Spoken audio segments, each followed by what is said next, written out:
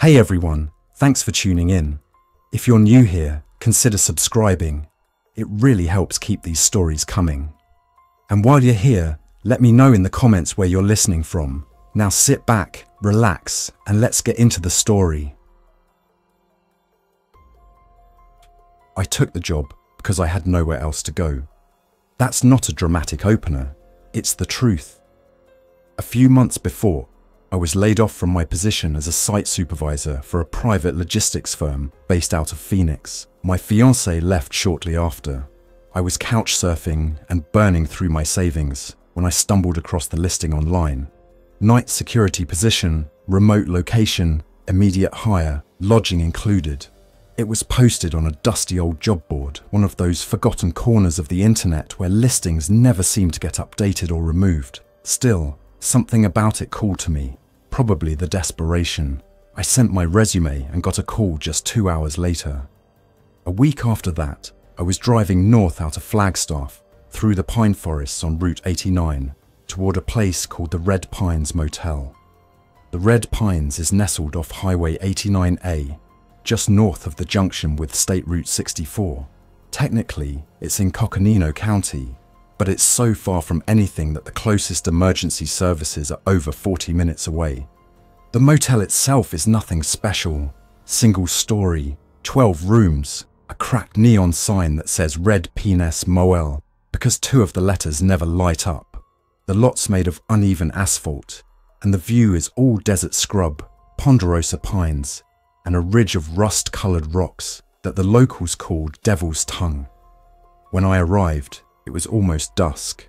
The desert light cast long shadows, and the sky was a smear of gold and purple. There was only one car in the parking lot, a forest green Dodge Ram with chrome rims. Standing next to it was a short, square-shouldered man in his late 50s. He was wearing a black security uniform with faded patches on the sleeves and a Vietnam vet hat that looked like it hadn't been washed since the 80s. "Name's Roger," he said, shaking my hand with the calloused grip of a man who'd worked with his hands most of his life. "You're late." I checked my phone.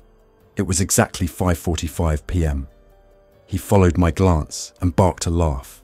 "Out here, your phone doesn't mean much. Time runs different in this place. You'll see." Roger didn't waste time with pleasantries.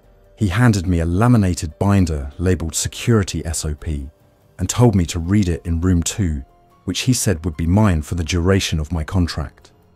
Inside, the room smelled like bleach and old wood. Everything was mid-century cheap. Floral drapes, cigarette burns on the dresser, a battered tube TV with rabbit ear antennas. The SOP binder was only 10 pages long. The first few were standard, codes for emergencies, radio protocol, reporting formats, a list of emergency contacts. But the last page was different, titled 7 Non-Negotiable Rules, Night Shift Security Only. It was written in bold red font. I remember the rules by heart now.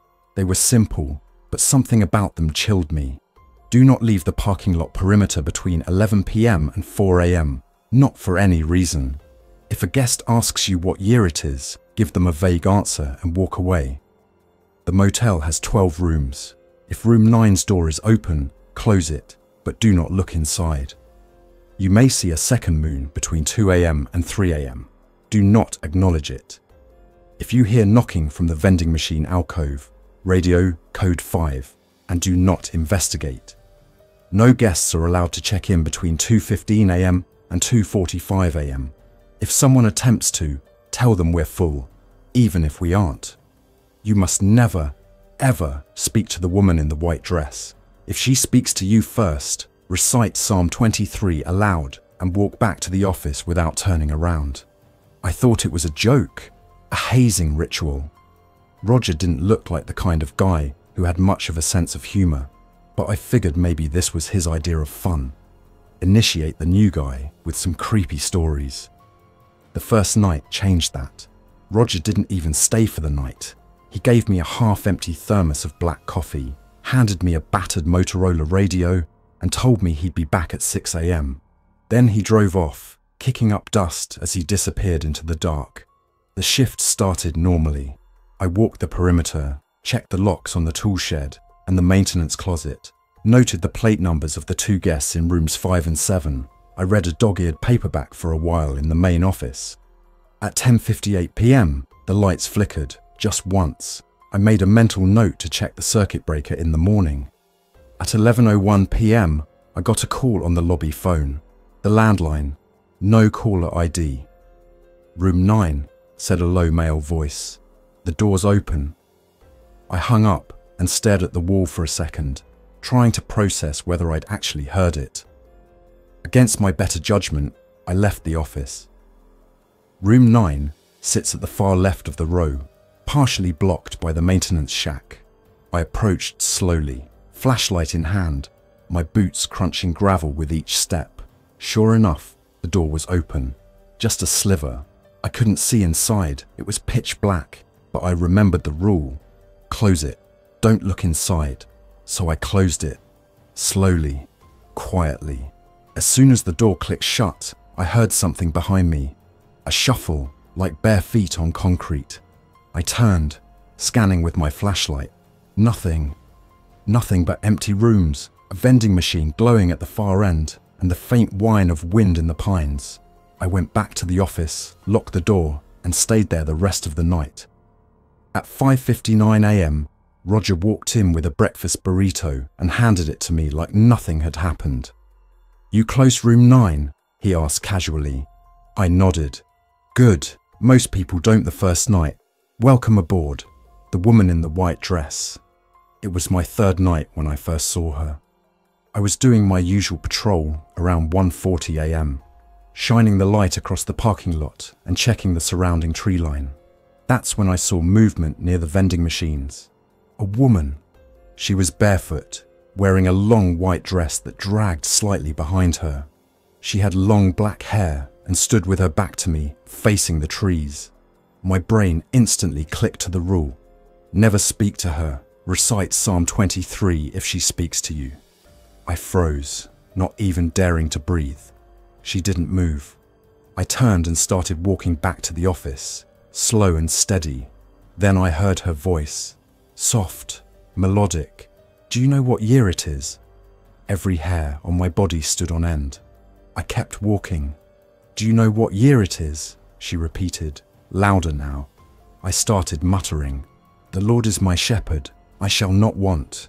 He maketh me to lie down in green pastures." I kept walking until I reached the door, fumbled the key into the lock and practically fell inside. The radio crackled. Roger's voice came through. "Good, you remembered the psalm. Keep the lights on. She'll leave before dawn." I hadn't called him. He wasn't supposed to be listening. But I didn't ask questions. I just locked the door, sat down, and kept reading the psalm. At dawn, she was gone. An unusual guest. It was a Wednesday when the stranger arrived. He pulled in just after 6 p.m. in an old Chevy Nova, dented and dusty. He looked about 70, wiry and sunburned, with pale blue eyes that never quite focused on you. He said his name was Merrick and paid cash for room 4. Sometime around 2:20 a.m, I heard the lobby bell ring. I was already on edge because it was the no check-in window. Rule 6. I walked to the desk and found Merrick standing there smiling. "I'd like to extend my stay," he said. I looked at the clock, 2:22 a.m. "We're full," I said immediately. "No vacancies." He nodded, unfazed. "Even if I offered double?" I shook my head. His smile widened just a bit too far. "Well then, guess I'll see you soon." He walked out without another word.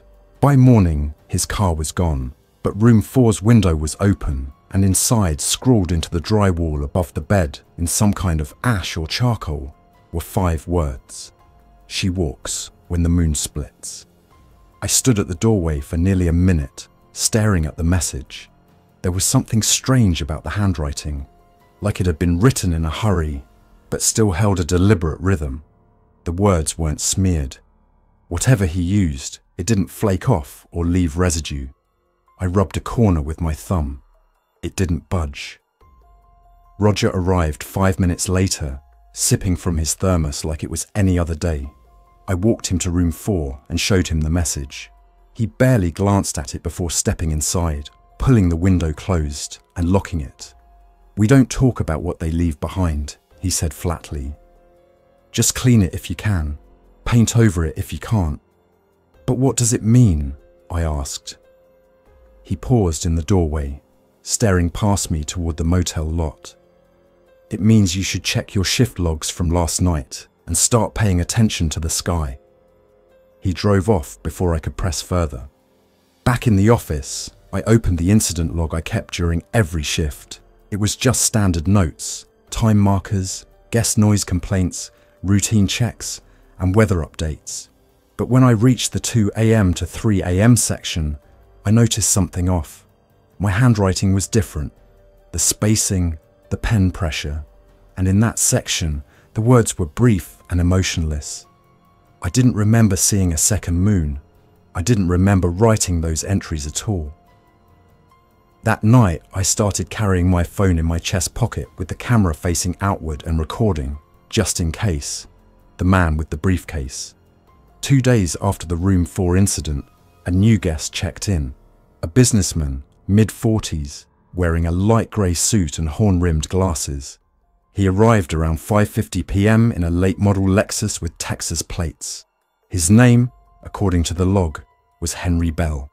He didn't speak much, just handed over his card and ID and asked for the quietest room. I gave him room 11, which sits at the far right end of the row, nearest the tree line and farthest from the vending alcove. What caught my eye was his briefcase. It was one of those matte black Samsonite models with combination locks. When I carried it up the steps for him, I noticed how heavy it was. It felt like it was filled with lead. That night passed quietly until 3:06 a.m. I was walking the northern edge of the parking lot, near the tool shed, when I heard the sound of scraping metal. I turned toward room 11. The blinds were drawn, but the window had been propped open slightly. As I approached, I saw the briefcase sitting on the desk inside, open just a crack. Something was pulsing inside, a dull red light. It reminded me of an old aircraft beacon, rhythmic and low, faint enough to miss unless you were staring directly at it. At 3:08 a.m., Mr. Bell opened the door. His face was pale and beaded with sweat. He stepped outside slowly and motioned me closer. "I need you to do something," he said. "I need you to take this briefcase and throw it off the cliff south of Devil's Tongue. Don't open it. Don't look inside. Don't stop until it's over the edge." I hesitated. The rules didn't cover this. What happens if I don't? His jaw clenched. "It'll open. That's worse." I looked at him, then at the briefcase, and something in me shifted. I grabbed the case and walked. The gravel crunched beneath my boots, the cold night air burning my lungs as I moved past the property line and toward the edge of the ridge. About 200 yards out, my flashlight caught the natural drop-off where the land curved sharply into the ravine. I didn't think. I just hurled the briefcase over the edge. There was no crash, no thud, just silence. When I turned back, the moonlight flickered. I looked up and saw it, a second moon, smaller than the first, hovering beside it in a warped crescent. It didn't reflect the same way either. Its surface shimmered, like an oil slick catching distant headlights. I bolted back to the office and locked the door. The next morning, room 11 was empty. Bed made, no sign of Mr. Bell, no checkout slip, nothing. Only the scent of static in the air and a faint red glow on the inside of the doorframe that faded as the sun rose. Rule 3 gets broken. The first time someone broke Rule 3, it wasn't me. It was a guest named Linda Roy, a nurse from Albuquerque. She'd driven 6 hours to escape what she called some really ugly stuff back home. She didn't elaborate. I didn't ask. She was polite, tired, and booked room 8. Around midnight, she walked to the vending alcove and past room 9.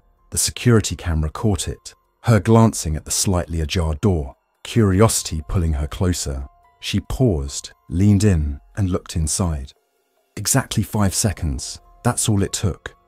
The footage after that was useless, static, horizontal lines running across the screen. When it resumed, She was running back toward the office, barefoot, her face scratched and bleeding. I met her halfway and pulled her into the lobby. She was incoherent, sobbing, muttering about a child. She had no eyes, Linda kept repeating. There was a child in there, and she had no eyes. She just kept saying my name over and over, but I never told her my name.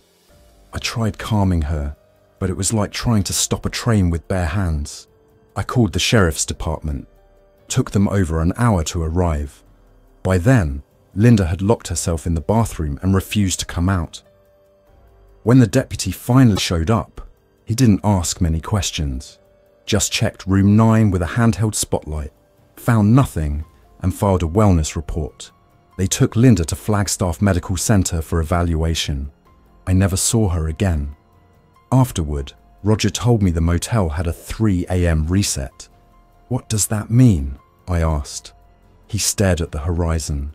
It means whatever's here with us every night. It doesn't stay once the sun comes up. But the price of looking inside room 9 doesn't get erased like the rest. It sticks. That was the first night I started carrying a sidearm.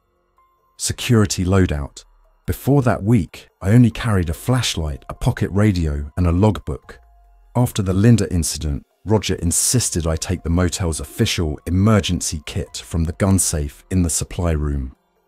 Inside was a Beretta 92 FS with 3 15-round magazines, standard 9mm.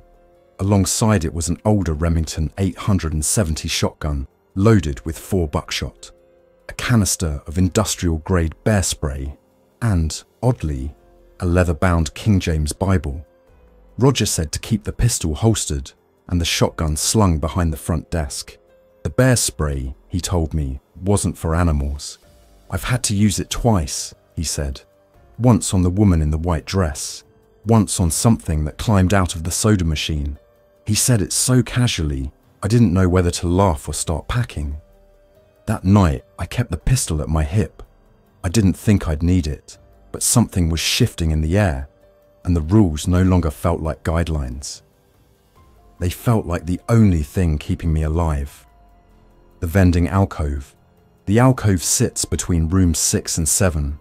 It houses 2 machines, one for snacks and one for drinks. At least, that's what it looks like. Roger warned me early on. If you hear knocking from that area, do not investigate. Just radio code 5. It was around 2:11 a.m. on my 7th night when I heard the first knock. A single, loud, deliberate rap, like someone striking the glass with the back of their knuckle. I froze. The cameras were already switched to thermal by then, and the monitor showed a clear heat signature in the alcove. But it wasn't human. It was too tall, 8 feet, maybe more. The shape shifted, its edges blurry and inconsistent. I switched to the front mic audio and leaned in. Another knock. I reached for the radio. Dispatch, this is Red Pines. I've got a code 5. Repeat, code 5, vending alcove. Silence. Then a whisper over the speaker, not from the radio, from the monitor itself, the vending machine speaker. It said my name. Not a voice I recognized, not Roger's, not a guest's. Just a breathy, scraping voice saying Eli, like it was tasting the word. The heat signature faded. 1 second it was there, the next, nothing. I didn't sleep the next day. I kept watching the footage frame by frame, trying to catch some evidence. But every time something abnormal appeared, the video corrupted, smears, static, signal loss. It wasn't just camera 5 either. Even the thermal on the corner lens glitched during the event window. I tried exporting the footage to a USB, but the file wouldn't transfer. It threw an error I'd never seen before. Path violation, invalid source. That shouldn't happen. Even if the camera failed, the recording should still be accessible from the local MVR backup. I checked that next. It was worse. Blank from 2:10 a.m. to 2:19 a.m. The entire 9-minute block just skipped. Not black screen, not scrambled. It simply didn't exist. I called Roger. I'm telling you, the recording was there when I saw it live. I watched the signature in the alcove. Big, tall, no facial features. It vanished after saying my name. There was a long pause on the other end of the line. When he finally spoke, Roger sounded like he was choosing each word carefully. "Don't go looking for proof. That's how it gets inside." He hung up. By late afternoon, I felt like I was operating on fumes. I splashed cold water on my face and tried to reset before the next night shift. As the sun dipped behind the jagged horizon west of Devil's Tongue Ridge, I loaded both magazines for the Beretta, ran a quick check of the Remington, and verified the bear spray's pressure. The Bible stayed on the desk, closed but within reach. Room 2 and the Arizona State Trooper. Around 9:15 p.m, a patrol cruiser rolled into the lot. The driver stepped out, a tall man in his early 50s, grey moustache, dark oak skin, mirrored sunglasses even though the sky was already purple. His uniform marked him as a state trooper. Nameplate read M.A. Jensen. He nodded at me through the office window and stepped inside. "I need a room, just for tonight, preferably with no windows." He said it in a voice that suggested he'd done this dance before. "We don't have any rooms without windows," I said. "Closest thing would be room 2. The curtains are double layered and it's under the overhang, no direct view of the sky." He nodded again. "That'll do." I handed him the key and he walked without a word of thanks. No luggage, just a black canvas duffel with some patches I didn't recognize. Once he was inside, I checked the booking log. He hadn't left a card or ID. I tried to note his license plate, but when I looked, the cruiser was gone. It was like it had never been there at all. That night, nothing happened on camera. No motion, no heat signatures, no sound anomalies. It was dead silent from 11 p.m. to 4 a.m. That kind of quiet always feels like a setup. When I checked room 2 the next morning, it was empty. The bed was untouched. No sign anyone had been inside, except the duffel was still there. I radioed Roger, who arrived an hour later. He brought a small Geiger counter and an old military radiation detection badge in a Ziploc bag. We approached the room cautiously. He scanned the duffel first, no radiation. Then he opened it. Inside were 3 items: a battered copy of the Navajo Skinwalker traditions, a state-issued Remington 700 rifle wrapped in military-grade cloth, and a manila envelope labelled in block black Sharpie, "If I'm gone, do not open until 4:04 a.m. Roger didn't open it. He burned it in the barrel behind the maintenance shed without saying a word. All I asked was, "Have you seen that trooper before?" Roger stared into the flames. "Yeah, in 1987. He left without explaining further. The clock, in room 7. Every room at Red Pines has the same old Emerson digital alarm clock. Black body, red LED, push-button AM/FM dial. Nothing fancy, but room 7's clock started acting up 3 nights later. Guest was a geology professor named Avery Lindstrom. He was driving back to Northern Arizona University from a site survey east of Winslow and wanted to crash for the night. Friendly, mid-40s, carried himself like a man who spent more time around rocks than people. We chatted briefly about the basalt columns visible from the highway and the iron-rich soil near the Devil's Tongue. He seemed genuinely interested in the region's volcanic history. He checked into room 7 and was quiet all evening. At 3:32 a.m, the front desk phone rang. Not the guest line, the emergency ring, which only connects to inside rooms. Room 7. I picked up. All I heard was static and faint clicking. Not Morse code, just rapid-fire taps, like someone fingering the side of a glass bottle. Then silence. I walked over with the keycard and knocked. No answer. I opened the door. The room was empty, but the alarm clock was flashing a time that made my skin crawl. 13 hours, 13 minutes, and 13 seconds. Not just impossible on a 12-hour format, but the third set, the seconds, was advancing past 60. I unplugged the clock. The digits kept blinking. I took out my phone and started recording, holding it steady on the clock for 30 seconds. Then I turned to leave. The screen went black. When I got back to the office, I checked the footage. The video started okay, clear, stable, but at the 20-second mark, the camera jittered and the LED display on the clock shifted again. Not numbers this time. Letters. It said, "Ask Avery why he lied." The footage ended abruptly. Professor Lindstrom checked out at sunrise. He looked pale, eyes bloodshot. I didn't mention the clock. I just watched him leave, and as his car rolled onto the main road, he glanced into the rearview mirror like he expected something to follow him. The motel was quiet that day, almost too quiet, but by now, I'd learned that was never a good thing. The return of Room 4's guest. A week passed without incident. Then one evening, around 7:40 p.m., I spotted a familiar vehicle rolling into the lot, a charcoal Subaru Forester, same one that had been parked outside Room 4 the night the message appeared. But no one stepped out. I waited 10 minutes before grabbing the clipboard and heading over. The car was empty. No keys in the ignition, no luggage, no scent of a recently exited driver. I checked the interior, dust on the seats, like no one had touched it in days. Then the door to Room 4 creaked open. I hadn't rented it out again. We kept it vacant for painting and repairs. There were no keys missing from the board either. Inside the room, the walls had been scrubbed clean. The ash writing was gone, but the smell of burned wood still lingered. The curtains had been torn down. The mattress flipped. In the center of the bed was a hotel notepad. On it were 7 words, scrawled in black ballpoint ink. "When she walks, do not dream." My hands were shaking when I locked the door behind me. Roger didn't answer his phone. I flipped through the shift log later and found something else, something I didn't write. A scribble between my last 2 entries, barely legible. It read, "She comes with 2 faces, don't look at either." I sat there for a long time, watching the monitors.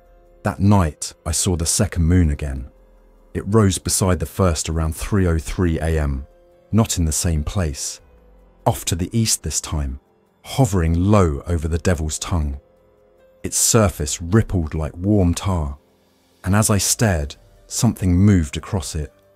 The silhouette was long-limbed and deliberate, walking as though gravity didn't quite apply. Her head tilted unnaturally to one side. No features, just darkness where her face should be, yet I felt her watching me. As if through every camera lens, every reflection, every shadow cast across the cracked linoleum of the front office. I blinked once. She was closer. Still up on the ridge, yes, but closer by at least a mile. Too close, given I hadn't seen her move. The second moon behind her pulsed like a heartbeat, and in that moment, something clicked. It wasn't a moon at all, not celestial, not atmospheric. It was an eye, a lidless, bloodless orb peering from beyond the ridge, and it was looking straight at Red Pines. I scrambled to kill the monitor feed, but the controls froze. The system glitched violently, menus blinking in and out, static overlays distorting across all 8 cameras. For a half second, every monitor showed her face, or what should have been a face.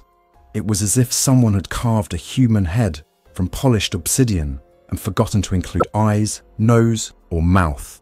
Smooth, featureless, yet unmistakably alive. Then everything went dark, total systems failure. No power, no backup generator response, no red emergency lights, no AC hum. Just the long, unnatural silence that filled the desert before something went wrong. I fumbled for my flashlight and went to the breaker room behind the laundry alcove.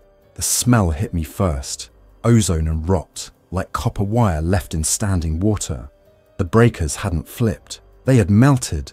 The whole panel drooped like hot wax, wires fused into globs of black plastic. Not even a fire, just heat and entropy in their rawest form.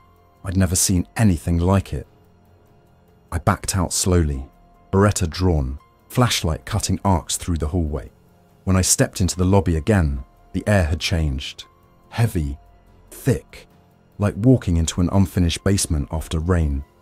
Then came the whispering, not in the air, not audible, inside my head. It wasn't language, not at first, more like pressure, sound stripped of tone, compressed into some primal fungal rhythm. But then it resolved into words I knew. Not mine. She remembers you, your hands, your hunger. I staggered back, gripping the desk like it might anchor me to reality. At 3:33 a.m. exactly, the clocks restarted. All of them. Every single clock in the building blinked on simultaneously, whether battery operated, plug-in, or mechanical wind-up, all displaying the same time. 3:33. Then they all began to tick backward. I should have left then, should have walked into the desert and kept moving until sunrise. But rule 1 always echoed louder in my head than any fear. Never leave between 3 o'clock and 4 a.m. So I stayed. The final guest. At 3:41 a.m., a pickup pulled into the lot. A 68 F250, oxidized red, still running loud. The driver stepped out slow, mechanical. Boots hit the pavement like anvils. He wore a flannel shirt soaked in something dark, and a wide-brim hat shadowed his face completely. Still, I recognized him. It was Avery Lindstrom, but impossibly older, hair now completely white, face drawn thin like it had lost the fat under the skin, hands covered in a soot-like grime, and around his neck, God help me, was a necklace made from what looked like teeth. He walked into the lobby without a word. The bell above the door didn't ring. He reached into his jacket and set a folded piece of paper on the desk between us. I didn't touch it. "She's almost through," he said, his voice hollow, like wind through an exhaust pipe. I found my voice. Through what? The seam, the eyelid. This place is the hinge. I glanced at the paper. It had a seal, Navajo tribal script around the edges, and a symbol in the middle I didn't recognize. It looked like 2 mirrored question marks, joined at the base and tipped with barbs. "She walks in backward loops," he continued. "Your rules delay her, but 7 is not enough anymore." "What do I do?" I asked. "Don't write any more rules." He turned, walked out. The truck was gone before I even made it to the door. No sound, no lights, just gone. I opened the paper. Inside was a crude hand-drawn map of the property. A small red X was marked in the desert behind room 11, where the land dips into the old storm drainage trench. Under the X, a word written in Navajo, Tluigi. I looked it up later. It meant the thin place, into the trench. I waited until morning. After sunrise, the world returned to normal. Power restored, cameras back online. Even the front doorbell rang again when I opened it. I grabbed the shovel from maintenance and walked out to the trench. I paced it off. Took me 5 minutes to find the exact spot from the map. The sand was looser than it should have been. Recently disturbed. I dug. At just under 3 feet down, the blade struck something hollow. A box, wooden, oil-sealed, reinforced with iron nails. No lock. I pried it open. Inside were items wrapped in oiled cloth. A silver coin melted flat, a bundle of raven feathers, a strip of scalp with braided black hair, and a single cassette tape, unlabeled except for one thing. Play at 3:03. I didn't want to. I knew I shouldn't, but the instinct was strong, stronger than curiosity, like compulsion. So that night, I brought in an old Panasonic tape player from the storeroom and cued the cassette. When the time came, I pressed play. At first, silence, then scratching, like claws on pine. Then something began to hum, low and slow. A voice joined it, female, not speaking words, but tones. Tonal patterns that seemed to rearrange my thoughts as I listened. The office walls began to shimmer, heatless, like haze on a desert road. The ceiling stretched, like fabric being pulled up and up. A face began to appear behind the air itself, pressing outward. I turned off the tape. It stopped instantly. The air snapped back into place like vacuum-sealed plastic. The room was whole again, but I wasn't. I knew, without doubt, that I had heard her. The one from the ridge. The one from the false moon. She wasn't just trying to enter. She was trying to speak. And each time we broke a rule, We weren't just giving her ground, we were giving her a voice. Roger's final visit. Roger came back the next morning. He looked worse than I'd ever seen him, sickly, eyes red, lips cracked. You opened it. I had to. He nodded once, then slumped into the chair by the desk. He pulled a key from around his neck. It was brass, unusually long, with a 6-point head. That lockbox in the basement, he said. Use this if she ever gets in. I didn't ask what was in it. I just took the key. Then he pulled a worn notebook from his jacket, pages yellow with age. He turned to a page and slid it across to me. At the top, a scribble in his handwriting. Rule 7, do not let her finish a name. Whose name? Roger didn't answer. He died 2 nights later. Heart failure, they said, but his tongue was missing. Tonight, as I write this, it's approaching 3 a.m. again. The cameras have started to flicker. There's a sound coming from the trench. Something like wind, but deeper, more deliberate. Room 4's window opened on its own 10 minutes ago. The cassette tape started playing without power, and on every screen, from lobby monitor to my phone's black glass, she stands just outside the view, too tall for the frame. If she speaks my name, I think it ends.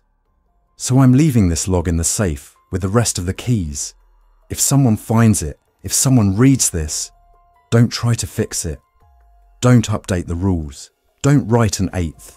Just remember, never let her speak, never look directly at her, and for God's sake, never, ever dream when she walks. Thanks for listening. If you enjoyed this story, don't forget to like and subscribe. Your support keeps these creepypastas coming.